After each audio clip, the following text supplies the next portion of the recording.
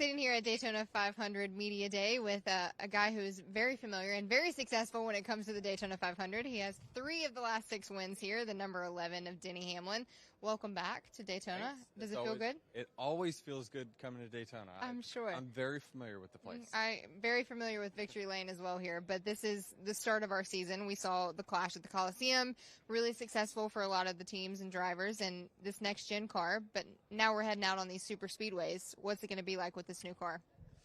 I wish I knew, honestly. Yeah, I wish I knew. And when people talk about the unknowns, it truly is a lot of unknowns, because certainly this car will draft differently than our previous generation car. And we will be learning on the fly during the Daytona 500. Certainly, I don't know that the duels will be crazy flashy like they've been in the past, but we on Sunday are going to let the reins off of the horse and let them go. So we'll see how this all plays out, but I'm excited to see how it does play out. We saw at the test here, a month ago when we were testing, it was the first taste of this super speedway racing with the next-gen car, and we had practice yesterday. We don't have to ever worry about the 11 being a little aggressive here, no? No, listen, my crew chief gave me the opportunity. He said, this is your green light. We can overcome a wreck in testing because we have enough time to overcome it. So this is going to be your opportunity to practice for the 500. See what the car can do. And you saw it with me and Joey, blocking each other, pushing each other, and was like, we were on the same page. We didn't have to talk, me and Joey. We knew that this was our chance to learn everything we could, because we didn't have the confidence once we got down here. We can't afford to wreck a car this week. Right. We can't overcome that. But in the test, we both understood that this is our opportunity to go, and this is our opportunity to learn what this car wants in the draft. One thing that will be different that's going to maybe come in handy, a lot of drivers say they don't know if they've gotten used to it yet, is this rear view camera. Yeah. It's essentially acting as a rear view mirror inside of the race car. How do you feel about it? Because you're so good when it comes, to pack racing and working those crowds. But again, I think it probably has taken my advantage and shrunk it a little bit, because I was so keened on where my 4 corners of my car were with the old car. I knew, I could put a mark on different parts of the car and then know whether I was clear or not. And so I could do it by myself and not have to rely on the spotter to then see it, transmit it, go over the radio, come to me, my brain process it, and then make a move. That takes time. Yep. I needed to be able to make moves quickly and on the fly by myself. And with the old car, I'd perfected that part of it. It will take time, but I'll eventually get it on this car. I'm looking at the rear view camera thinking, okay, well, how can I make this different than everyone else's, and how can I gain an advantage here and there?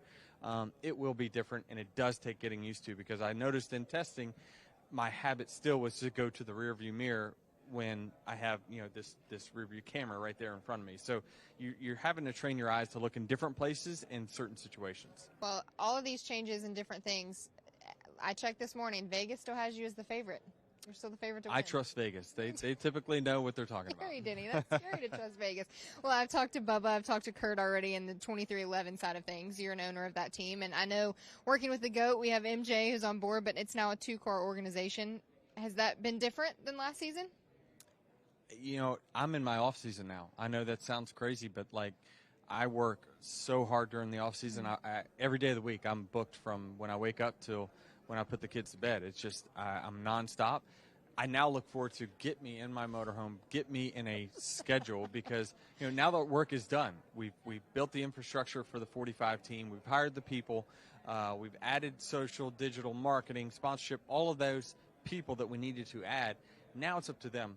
Go get the job done. We put all the work in to do it, and that happened during the off season.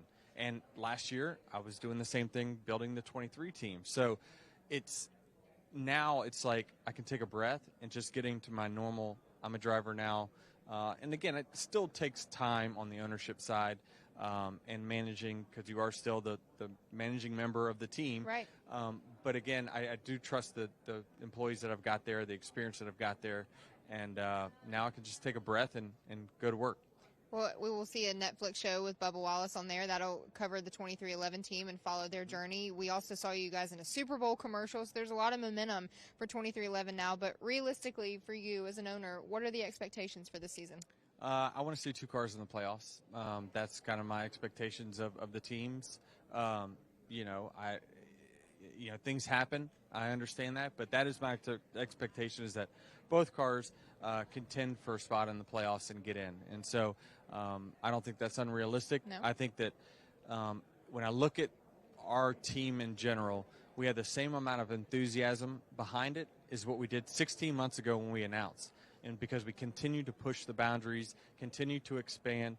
You saw it with the merch drop that our team had this morning with the streetwear. It's different. We want to be different than what you've seen in the garage in the years past. Doesn't mean that what the other team owners are doing is wrong, but we just want to do things a little different. When I started this team, Michael says, okay, as far as branding and whatnot, like, I want to push boundaries, but just let me know if I start to get off the reservation. And so far, I'm like, we're good there. We're good there. So it's exciting time for our team. Obviously, now going from 1 to 2, who knows what the future holds for us. But I just feel like the momentum around our team is so positive right now. Well, 23-11 looking to have a strong year. I know we're growing the other team that you guys get to join and have been a part of for a very long time with you, Team Toyota. There's some more friends out there now. How does that feel? That's exciting. Trust me, it's very exciting for Toyota because they've been fighting the law of averages and numbers for many, many years. And although we still are the small fish in the sea, we at least have another bullet in the gun. And so, trust me, at the end of these races, I have not had a lot of teammates be around at the end, and I've had to fend for myself and work and use my competitors at times to my advantage. But it's worked out for me, but it's been tough because you don't have that guy that is committed to the move that you're about to make at the end of the race. But luckily I've built some friendships within the garage, and I've noticed, okay, I can trust this person a little more, and it's worked out for me. But I just think that certainly it's going to be better for us to have more cars, more numbers. I've talked to several Toyota drivers already this morning. They say you lead the charge in those conversations of getting the team working together. Is that true? Well, I mean, we organized the meetings that we had yesterday. I mean, I think that our team in general is definitely trying to work together as much as we can with Joe Gibbs Racing. We are better together. There's no question that we need each other. We will need each other on Sunday. So how can we gather up as much information as possible, and how can we share it in a constructive way? And certainly I try to give the knowledge that I have at these types of racetracks to my teammates, because ultimately they can't help me if they're not up front as well. So I just feel like, while it's selfish at times that you want to keep your secrets to yourself, I know it makes our overall teams better if they all have the same amount of knowledge. All right. Well, I know it'll be a fun season, and we had a strong showing out of the 11 camp. You guys, not necessarily like 2020, but it was still a really strong 2021. How do you improve on last season for this one now with these new cars especially? Well, we had a statistical banner year. We had the best year of my career in average finish, laps led, top five, the whole thing. All of it was better. We started the year with 9 top fives out of the first 10 races. It was silly. Just had some untimely cautions that didn't work in our favor. But overall, last year was our best year as a team. Every time I went to the racetrack, I'm like, we're going to win. Like, that's how confident I was. And it took till the playoffs for me to get it done. But it still was exciting to go to the racetrack every week when you can win.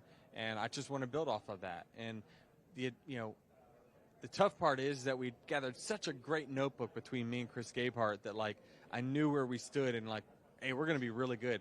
Now we have to rebuild a new notebook. Now everyone will be, so that's a level playing field. I trust our relationship that we're going to be able to do it faster than everyone else. Yeah, I would go to battle with Chris Gabehart if you're asking my opinion. All right, off-season, what did we get into? The golf game still kicking? I played 3 rounds of golf the entire off-season. Like I talked about, Monday through Friday, I am in the office. Yep. I'm working.